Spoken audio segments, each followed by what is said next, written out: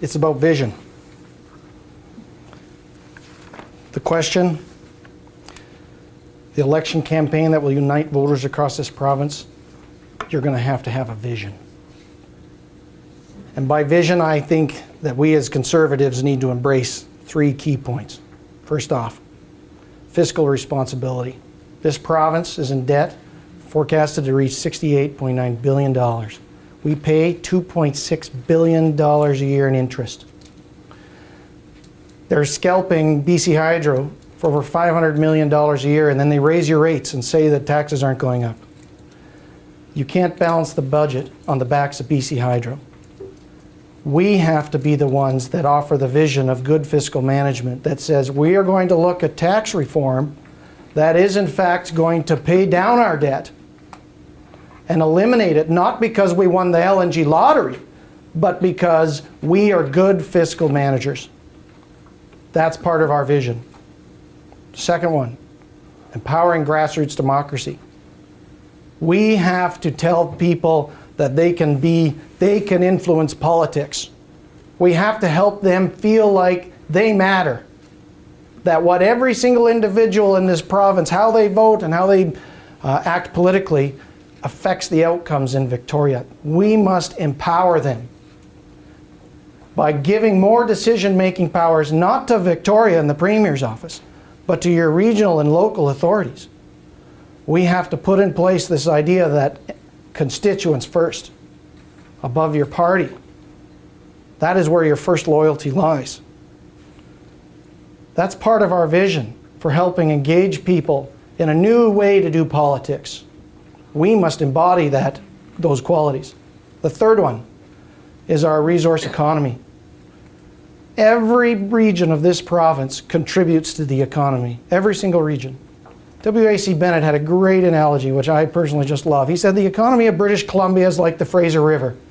It's pretty small when it starts up there by McBride. You can walk across it.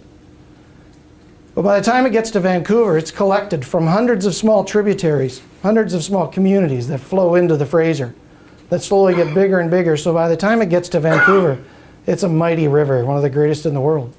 And the same with our economy. The economy of Vancouver is spectacular. It relies on the economy of those rural resource communities to the north and west, or north and east, and on the island.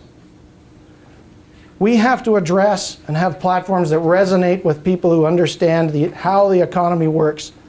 You think about the resource sector. There's 5 major resource sector players. You've got oil and gas, mining, forestry, agriculture, and tourism. They all have one thing in common. They use land.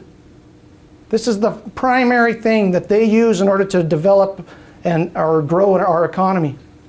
When you have uncertainty on the land base, those resource economies are depressed, and you miss opportunities, economic opportunities to grow.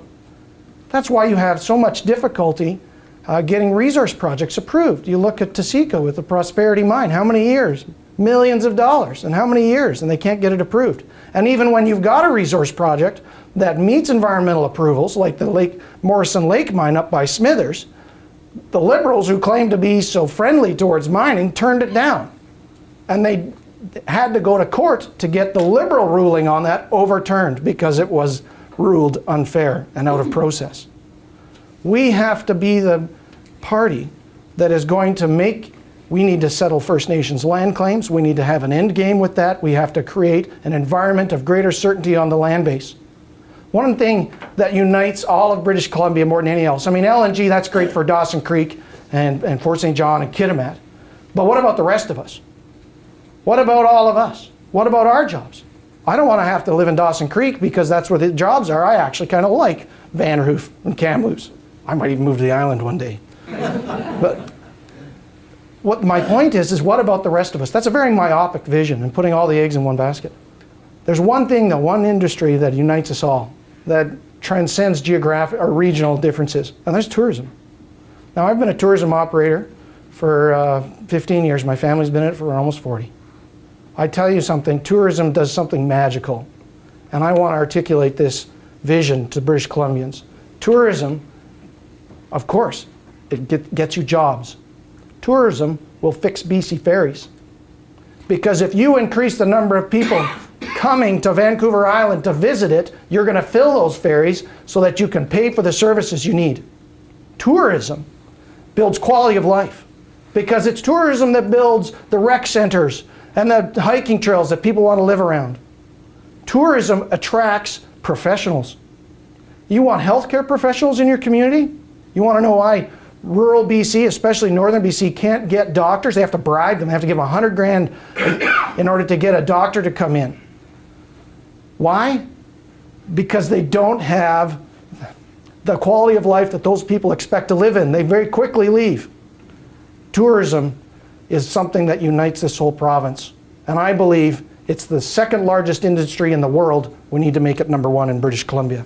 And we need to articulate this vision to the people of BC. That is what is going to unite voters. Thank you.